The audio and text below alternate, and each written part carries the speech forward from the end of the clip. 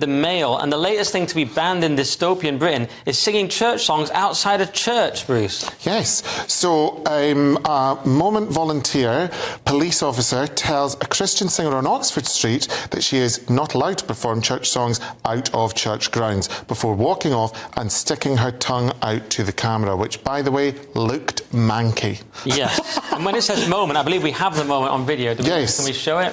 That's me. Hello.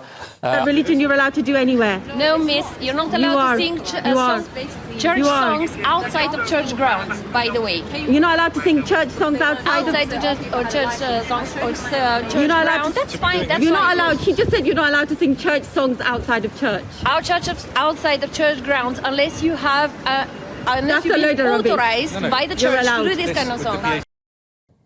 And we've missed the bit where she sticks her tongue out at the end, but it was... Which is a shame, because that was quite... Yeah, that was it was insult to injury. I feel the establishment's been sticking its tongue out to us for a long time, but that was a literal tongue. But I thought it was utterly bizarre. I mean, I don't know if it's the case that you do need a permit to permit on Oxford Street. I was walking up and down there on Saturday night, not in that way, but I saw so many, and I didn't think for a second anyone needed a permit. No, there's no laws against singing on pavement. Well, exactly. And then the thing is as well, if are Christmas songs church songs, or are they just songs that are sung in church? Because then you'd have carolers and all this kind of stuff. Look, this woman is an unpaid uniform wearer who is power hungry, really wants to get one of those brushes that you can brush the back of your tongue, because that looked as though it was covered in some kind of lice or mould. Yes, and what really bothers me, Paul, is that, apart from all the things Bruce just said, is that we are being asked to sign up for war for this country, and conscription, all this is recently the big topic. And can't sing a song to get us through. Well, there's that, exactly. And also, if we lost to an authoritarian regime that didn't believe in our values, how would we know? Because we have people in this country trying to shut down church singing outside of church, and you know, she was from Europe as well. So if we lost to Russia, how would we even know? Maybe she's Russian. She's actually not. She's Bulgarian. I've checked. Another article said she was a jet-setting Costa coffee employee. I didn't know there were any of those. Two things that don't usually go together there. Yeah. I mean, she just made it all up, didn't she? Yeah. There was absolutely...